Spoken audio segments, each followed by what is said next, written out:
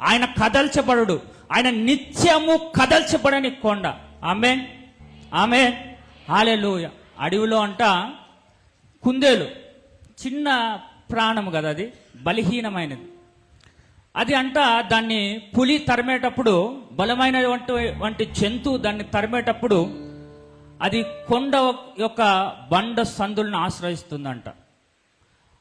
ఆ యొక్క పులి దాన్ని తరుముతా ఉన్నప్పుడు అరణ్యంలో అది పరుగు పరుగున పోయి కొండ యొక్క బండ సందుల్లో దాన్ని ఆశ్రయించుకొని అక్కడ నెమ్మదిగా ఉంటుందంట.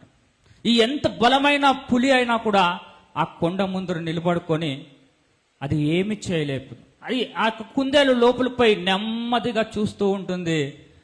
ఏ సింహము కానీ, ఏ పులి కానీ, ఏ ఎలుగుబంటి కానీ దాన్ని ఏమి చేయదు. ఎందుకంటే అది బలమైనది కాదు, ఆఫ్ కోర్స్.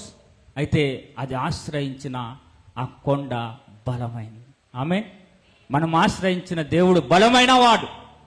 నువ్వు ఎటువంటి పరిస్థితిలోనైనా లేవనెత్తి నడిపించే దేవుడు. ఆమేన్.